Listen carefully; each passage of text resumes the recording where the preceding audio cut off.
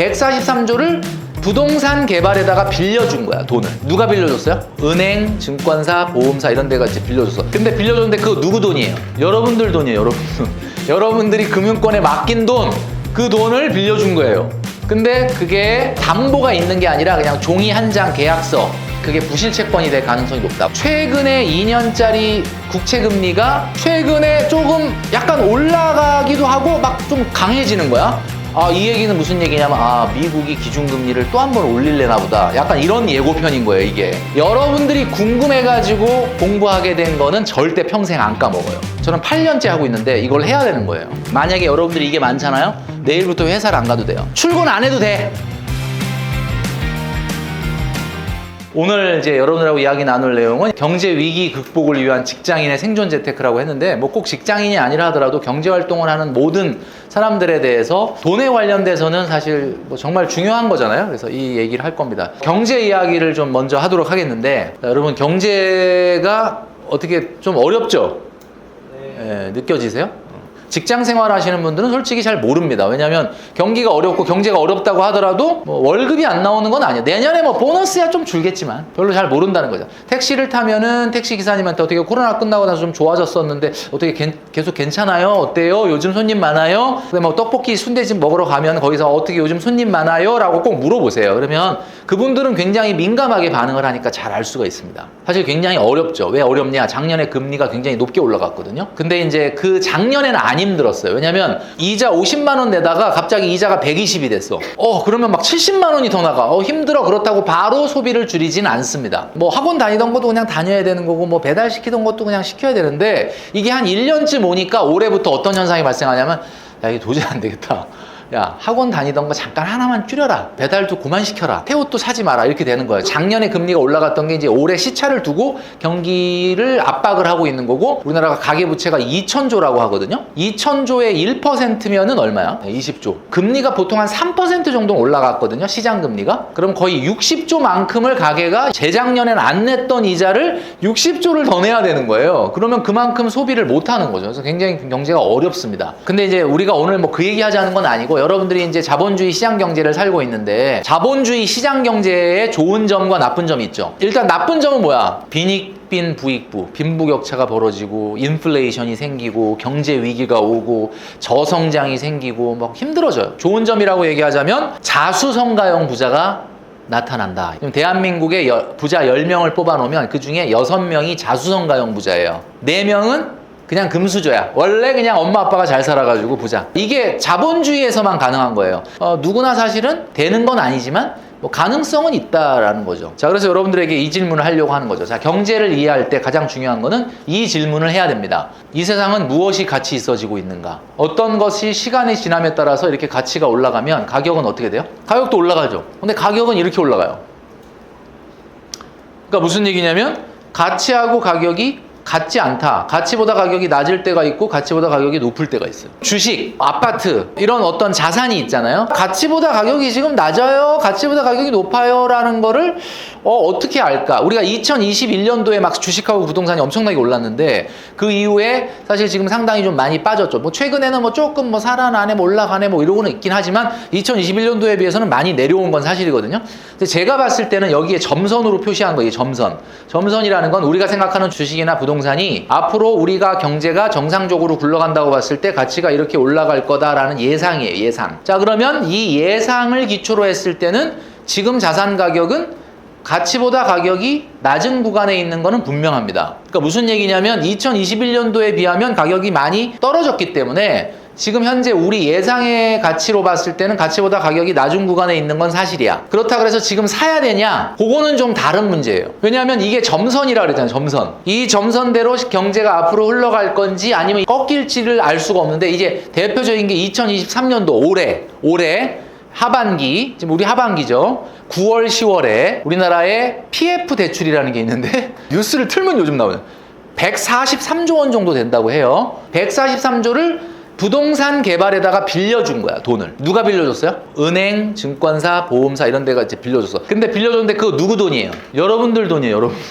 여러분들이 금융권에 맡긴 돈, 그 돈을 빌려준 거예요. 근데 그게 담보가 있는 게 아니라 그냥 종이 한 장 계약서, 앞으로 우리가 부동산 개발을 이렇게 할 거예요 라고 하는 데다 빌려준 거야. 그러니까 담보가 없어요.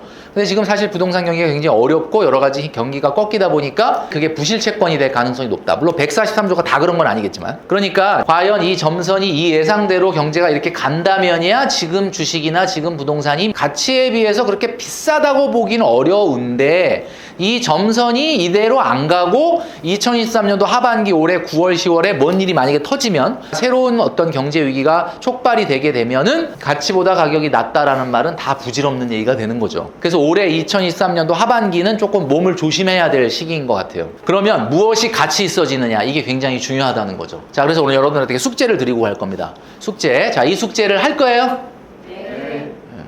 여기 대답은 잘하는데 옛날에 우리가 컴맹이라는 말이 있어요. 컴맹. 컴퓨터 못하면 컴맹이야. 글자 모르면 문맹이야. 지금은 이제 뭐가 있냐면 경제를 너무 몰라도 그 문제예요. 최소한 뉴스에서 떠드는 얘기가 해석은 돼야 돼요. 자, 그래서 여러분들에게 오늘 숙제를 드리고 갈 건데 10개입니다. 10개. 경제를 바라보는 10개의 창문이 있는데 이 10개의 창문을 매일같이 적어야 되는 거예요. 자, 여러분들 사진 찍기 전에 제가 다 찍어라 그럴 때 찍으세요. 자, 일단 금리, 환율, 주가. 이건 뭐 기본이죠. 거기다가 미국의 기준금리, 2년 국채금리, 그 다음에 요게 10개예요. 자, 이제 찍으세요. 근데 이거 말 안 해도 여러분들 지금 매일 숫자를 보고 있는 거야. 근데 여러분 제가 말씀드리는 건 뭐냐면 이거를 숫자를 몰라서 여러분들한테 보라고 한 게 아니고 이 숫자를 적으라는 거예요. 뭐 최근에 원달러 환율이 1,300원이 좀 깨져갖고 뭐 약간 1,200원대로 약간 내려온 것 같은데 뭐 한 1,200, 한 7, 80원 하던데? 이게 중요한 게 아니고 그동안에 어떤 추세로 떨어지고 올라왔는지를 기억을 해야 되니까 적으라는 거예요. 그러면 딱 적으면서 무슨 생각할 것 같아요? 바로 그 윗줄을 보게 됩니다. 어느 순간 적을 때마다 오늘 날짜 적으면서 어제 거 보고 오늘 날짜 적으면서 엊그제 거 보고 하기 때문에 여러분들은 그냥 누가 말을 안 해도 그냥 외워요. 최근에 일주일 동안 원달러 환율이 조금 오르다가 요번 총 3일은 내리던데? 이렇게 추세를 알게 된다는 거지. 마지막 숫자를 아는 게 중요한 게 아니에요. 이걸 내가 왜 알아야 되냐? 알아야 돼요. 2년짜리 국채금리라는 게 뭐냐면 기준금리의 예고편이에요. 최근에 2년짜리 국채금리가 한동안 조금 약간 주춤 내지는 떨어지다가 최근에 조금 약간 올라가기도 하고 막 좀 강해지는 거야. 이 얘기는 무슨 얘기냐면 미국이 기준금리를 또 한 번 올릴래나 보다. 약간 이런 예고편인 거예요, 이게. 매일 적다 보면은 여러분들이 궁금해지잖아요. 얘하고 얘는 도대체 무슨 관계일까? 얘하고 얘는 무슨 관계일까? 이게 너무 궁금해지잖아요. 그러면 여러분들이 검색을 하게 돼 있거든? 검색을 하다 보면 이게 이런 뜻이었구나. 여러분들이 궁금해가지고 공부하게 된 거는 절대 평생 안 까먹어요. 저는 8년째 하고 있는데 이걸 해야 되는 거예요. 자, 미국의 기준금리 역사인데 미국의 기준금리라는 게 왜 중요하냐? 이제는 좀 중요해졌죠. 이제 맨날 뉴스에 나오니까. 84년도에 세게 올렸죠. 그 다음에 94년도에 세게 올렸죠. 2004년도에 세게 올렸죠. 여기까지 공통점이 뭐예요? 4자로 끝나는 해에 올리는 거잖아, 지금. 미국이. 그죠? 그러면 2014년도에 올렸냐? 봤더니 이때는 2016년에 올렸네. 근데 사실은 옐런, 지금의 재무장관이죠. 옐런이 당시에 연준 의장일 때 2013년 12월에 금리 올리겠다고 발표했어요. 그러니까 정확하게 사실은 이때 금리 올리겠다 발표한 거예요. 물론 약간 올린 거는 조금 이따 하긴 했는데 여기까지 공통점은 뭐냐면 항상 4자로 끝나는 해에 금리를 올리는 거야, 얘네들이. 근데 이때 좀 덜 올려갖고 그런지 지금 이제 세게 올리고 있는 거죠. 근데 여기 특징을 보시면은 여기 회색선 보이죠? 회색선? 금리 세게 올리고 나면은 이 회색선이 나타나요. 회색선이 뭐냐면 경기 침체가 나타났던 구간이거든요. 84년도에 금리 올리고 나서 오일 쇼크가 온다든지 94년도에 금리 올리고 나서 IMF가 온다든지 04년도에 금리 올리고 나서 금융위기가 온다든지 이거 올리고 나서 뭐 왔지? 코로나 왔지, 코로나. 코로나까지 조종하네, 얘네가? 이번에 올리는 게 이거죠. 이거 지금 보이죠? 금리 올라가는 거 이거. 이건데 앞에 올라갔던 거보다 기울기가 굉장히 가파르죠. 그러면 요번에 뭐가 와야 돼? 경기 침체가 와야 돼요. 미국이 경제가 어려워야 금리를 내리겠죠. 그래야 우리도 조금 그 결에 곁다리로 좀 내릴 수가 있는데 지금 미국의 경기가 안 꺾이고 있죠. 뉴스를 여러분들 좀 보셔서 아시지만 우리나라는 경기가 굉장히 급하게 하강을 하고 있습니다. 굉장히 심각하게 지금 꺾이고 있는데 미국은 생각보다 경기가 꺾이고는 있는데 속도가 느려요. 그러다 보니까 아직도 금리를 올리겠다 뭐 이러고 앉아 있는 거지 지금. 그러니까 이런 상태인데 이러면 상당히 좀 어려워지지 않을까. 세계 경제 움직임이 우리의 주머니 사정과 굉장히 밀접한 관련이 있습니다. 그래서 아까 제가 말씀드렸던 10개의 경제 지표를 한 달간만 자 적는데 딱 3분 걸립니다. 굉장히 중요한 얘기고 여러분들이 이걸 적으면서 얻게 되는 인사이트가 굉장히 많을 거니까 꼭 해보시라고 말씀드리고 싶어요. 성공하는 사람이 공통적인 특징이 있는데 그게 뭐냐면 급한 일보다 중요한 일을 먼저 한대요. 제가 오늘 말씀드린 10가지 경제 지표 적어라. 급한 일은 아니에요. 뭐 다음 달부터 해도 돼. 뭐 당장 나한테 무슨 영향 없어. 근데 되게 중요한 일이라고 그랬죠? 그 중요한 일부터 먼저 하시기 바랍니다. 제가 중요한 일을 먼저 해야 된다 그러니까 어떤 분이 그러더라고. 아 어떻게 중요한 일을 먼저 하냐. 지금 바지에 싸게 생겼는데 빨리 지금 화장실을 가야지. 급한 일을 먼저 해야 되는 거 아니냐 이렇게 얘기하시는 분이 있는데 화장실 가는 일은 중요한 일입니다. 그 급한 일이 아니야 그게. 굉장히 중요한 일이에요. 자 아시겠죠? 첫 번째 장에서 경제 이야기한다 그랬는데 10년 전의 대한민국, 20년 전의 대한민국에 비해서 지금은 대한민국은 뭐가 가치 있어지고 있는 것 같습니까? 사람들한테 뭐가 더 중요해지는 것 같아요? 먹고 사는 거. 20년 전에도 중요하지 않았을까? 근데 저는요 삼성그룹에 입사해가지고 97년도인가? 그때 무슨 훈련을 받았냐면 삼성전자 물건을 가지고 가정집 돌아다니면서 파는 훈련이 있었어요. 띵동 누르고 10집을 누르잖아 초인종을. 몇 집 열어줬을 것 같습니까? 25, 6년 정도 전이에요. 8집이 열어줍니다. 2집은 사람이 없어서 안 열어주는 거야. 그러니까 사람 있는 집은 100% 열어줍니다. 요즘 같으면 이해가 안 가죠. 그리고 딱 문을 열고 하는 소리가 왜 그러세요? 그러면 아 제가 뭐 무슨 교육생인데 오늘 뭐 물건을 어떻게 뭐 소개시켜드리고 막 이러면 일단 아래 이렇게 본 다음에 일단 들어오세요 그래요. 100% 들어오라 그래요. 왜냐면 한여름에 땀을 뻘뻘 흘리니까 일단 사람을 세워놓는 건 예의가 아니다. 그래서 들어오라 그래요. 그리고 뭐라 그러냐면 아유 더우시니까 일단 물을 한 잔 기본으로 갖다 줍니다. 그럼 아우 감사합니다 마셔요. 그러고 있는데 옆집 아줌마가 놀러와. 옆집 아줌마 무슨 일이야? 이러고 막 놀러와요. 그러면서 우리 냉면 할 건데 드시고 가실래요? 그래요. 이게 대한민국이었어요. 불과 20여 년 전에는 문을 다 열어놓고 살았다. 그런데 지금 어때요? 지금 우리 집에 택배를 가지러 온 사람, 우리 우편물을 가지러 온 사람도 문을 안 열어주잖아요. 이게 바뀌었다는 거예요. 뭐가 중요해졌어요? 안전이 중요해진 거지, 안전이. 그러니까 사람들은 안전이 그만큼 필요해진 거야. 그때도 강력범죄가 없진 않았을 것 같은데. 제가 말씀드리려는 건 뭐냐면 점점 세상이 무엇이 가치 있어지느냐? 안전이 가치 있어지는 거야. 그럼 안전이라는 가치에 대해서 사람들이 돈을 낸다는 거야. 지갑을 연다는 거야. 저는 그거를 12년 전에 생각을 했거든요. 안전이 중요해지는구나. 그래서 제가 2011년도에 코엑스에서 강의를 했는데 12년 전에 제가 뭐라 그랬냐면 서울의 아파트는 앞으로 평당 10년 안에 5천이 넘는다. 이 얘기했다가 저 인간 뭐 이상한 인간이네 저거. 저 나오지 못하게 해라. 그래갖고 쟤 앞으로 못 오게 해라. 이상한 헛소리 한다. 그렇게 얘기 들었거든요. 제가 왜 그 얘기를 했냐. 사람들은 무엇을 필요로 하느냐. 이게 경제거든요. 안전하다 그러면은 지갑을 엽니다. 자, 아파트가 왜 안전하냐? 잘 보세요. 여러분들이 대중교통에서 내려서 우리 집 문 앞까지 걸어오는 동안에 단 한 번도 뒤를 안 돌아보고 올 수 있는 주거. 그게 아파트예요. 그리고 우리 자녀를 학교를 보냈는데 오늘 학교 잘 등교를 했을까? 이런 걱정을 안 해도 되는 게 아파트야. 내 차를 세워놨는데 골목길에 세워놔봐. 그럼 누가 긁고 가도 모르잖아. 밤에 잠이 와요? 아파트는 내 지하주차장에 내 자리가 딱 있단 말이야. 그렇기 때문에 안전이라고 하는 것에 가장 최적화되어 있는 주거 형태가 아파트예요. 그래서 아파트가 훨씬 가치가 있어질 것이다 라고 저는 생각을 했기 때문에 당시에 서울의 평당 아파트 가격이 1,500만 원이었는데 강남은 3,000이고 근데 제가 5,000 얘기를 한 거야. 근데 제 예상은 완전히 빗나갔습니다. 지금 평당 1억이 넘는 데가 있어. 여러분 잘 보세요. 무엇이 가치 있어지는지에 대한 통찰력이 필요한 거예요. 굉장히 중요한 겁니다. 자, 여러분들 자산이라는 단어에 대해서 우리 초등학생이죠. 자산이라고 하면 무슨 느낌이 들어요? 좋아요? 느낌이 나빠요? 자산은 좋은 거 같아요? 나쁜 거 같아요? 좋은 거? 오, 좋은 거. 이게 얼마나 좋은 거냐? 제가 이걸 정의를 하면 이렇게 정의할 수 있어요. 만약에 여러분들이 이게 많잖아요? 내일부터 회사를 안 가도 돼요. 출근 안 해도 돼. 자, 자산은 두 가지로 정의할 수 있습니다. 자, 첫 번째가 뭐냐? 현금 흐름이 발생해야 되고 두 번째는 시장에서 거래가 돼야 됩니다. 이 두 가지 조건이 동시에 있어야 자산이에요. 자, 그러면 문제. 암호화폐 자산이에요, 아니에요? 시장에서 거래됩니까? 거래되죠? 현금 흐름 나와요? 현금 주는 거 있어? 뭐 이자 주는 거 있어? 배당 주는 거 있어? 월세 주는 거 있어? 없잖아요. 자산이 아니야. 그냥 상품이에요, 상품. 그러면 우리 남자친구네 집안이 얼마나 부자인지 몰라서 물어봤더니 시골에 선산이 35,000평이 있어. 오, 35,000평. 그래서 선산, 임야가 자산이 아니에요. 현금 흐름 있어요? 산에서 뭐 돈 나오는 거 있어요? 그 다음에 산이 시장에서 거래돼요? 산이? 잘 안 되죠. 자산이 아닌 거야. 경제 가치가 사실은 제로야. 근데 왜 여러분들이 자산이 좋은 거라고 생각을 했느냐라고 하면은 여러분들이 여태까지 눈으로 보고 자산이 많고 자산으로 성공한 사람들이 잘 사는 것처럼 보이니까 그렇게 얘기를 한 거예요. 내가 나중에 부자로 살겠구나라고 생각을 하는 거야. 지금 머릿속에. 그게 문화지체 현상이에요. 문화지체 현상이라는 게 뭐야? 착각이라는 거야. 내가 부자로 살려면 그렇게 돼야 된다고 생각을 하는 거예요.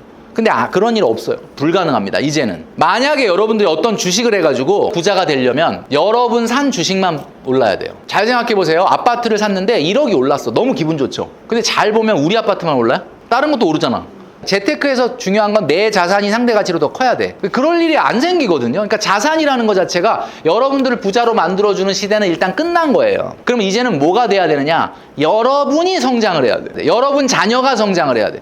여러분 자녀의 소득이 성장해야 되고 여러분 자녀의 비즈니스가 성장을 해야 되고 여러분들의 잡이 성장을 해야지 부자가 되는 거지. 주식 잘 사놔가지고 부자 됐다 그런 거 없거든요. 워렌 버핏도 그 얘기를 했어요. 인플레이션이 문제인데 인플레이션을 극복하려면 어디 투자해야 됩니까? 라고 했더니 워렌 버핏이 뭐라고 했냐면 너 자신에게 투자해라. 너 자신이란 종목에 투자해라. 너 자신이란 종목이 성장하면 아무리 인플레이션이 와도 아무 걱정이 없다 그랬습니다. 그게 무슨 얘기겠어요? 결국 내가 성장을 해야지 부자가 되는 거지. 내가 잘 사놓은 땅, 내가 잘 사놓은 주식이 올라서 부자가 된다? 천만의 말씀. 그래서 여러분들이 성장을 해야 돼. 여러분 종목이 대박이 나야 되는 거죠. 그럼에도 불구하고 오늘 우리가 자산을 공부하는 이유는 자산이 아예 안 중요하다는 건 아니에요. 그러니까 중요한데 옛날만큼은 안 중요하다는 거지. 자, 자산 가격은 세 가지로 결정이 됩니다. 세 가지. 첫 번째는요. 현금 흐름의 양에 의해서 결정됩니다. 여러분 월세 100만 원 나오는 아파트하고 월세 200만 원 나오는 아파트가 있어요. 어떤 아파트가 비싸요? 월세 200만 원 나오는 아파트. 그게 이 소리예요. 현금 흐름이 많이 나오는 놈이 비싼 거예요. 자, 그 다음에 두 번째.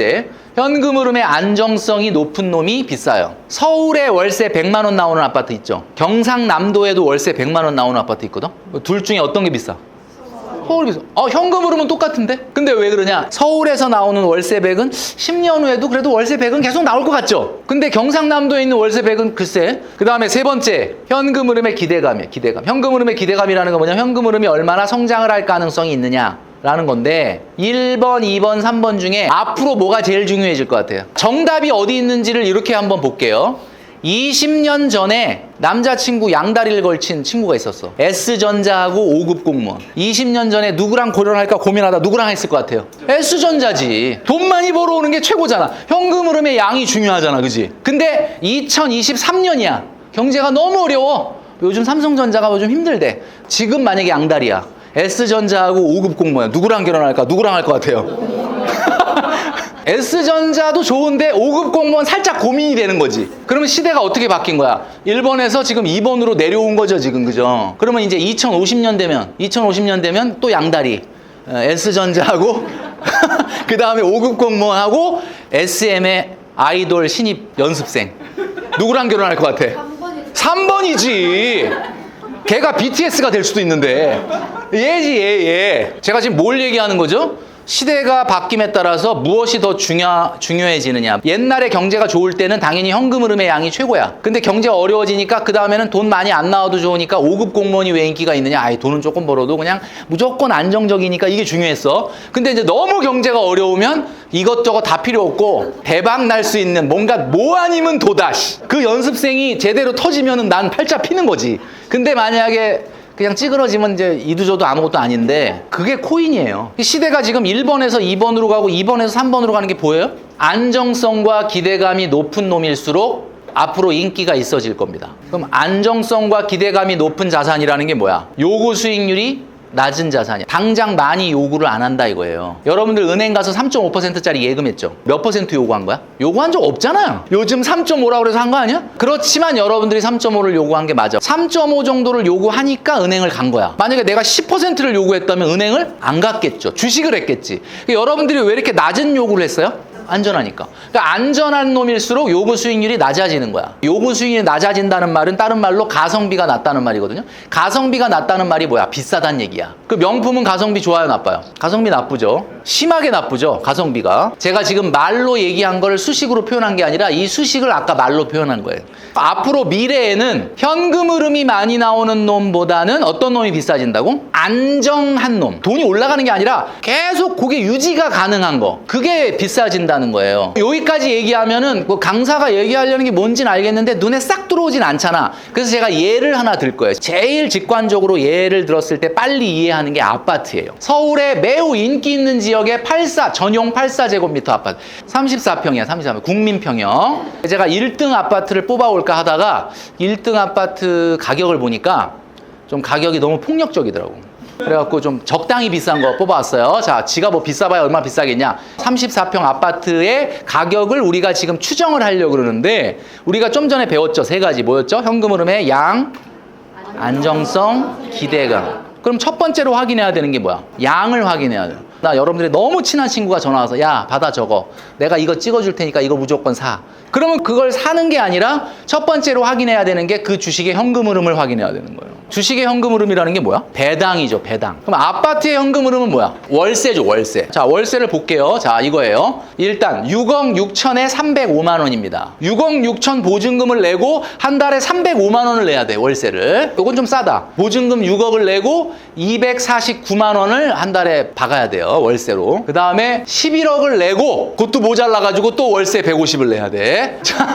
자, 이게 뭐냐? 그 이 아파트가 보증금을 빵으로 하면은 월세가 평균 1년에 7,325만 원이 나온대요. 한 달에 월세가 600이 넘는 거죠. 여기에 재산세 800만 원을 빼고 나면은 얼마가 남냐? 이게 현금 흐름이에요. 이 아파트의 현금 흐름은 6,525만 원.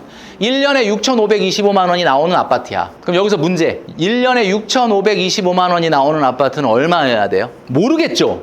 그러니까 여러분들이 아직 재테크가 시작이 안 된 거야. 여러분들은 보증금 얼마에 월세 얼마다 그러면 얼마겠구나가 나와야 되는 거예요. 이게 상가의 요구 수익률과 아파트의 요구 수익률과 오피스텔 요구 수익률은 다 달라요. 아파트의 요구 수익률이 제일 낮아. 왜? 제일 안전하니까. 뭐 당연한 거죠, 그죠? 잘 모를 때는 예금하고 비교해봐요, 예금. 1년에 은행에서 6,525만 원을 이자로 받으려면 얼마를 넣어놔야 되느냐? 제가 계산해 왔어요. 23억 5천. 1년에 23억 5천만 원을 은행에 넣어놓으면 이자로 6,525만 원이 나와. 자, 그럼 여기서 문제. 여러분이라면 아파트 사서 6,525만 원 받는다가 나아요? 아니면 예금 해놓고 6,525만 원 어떤 게 나아요? 어떤 걸 선호하세요?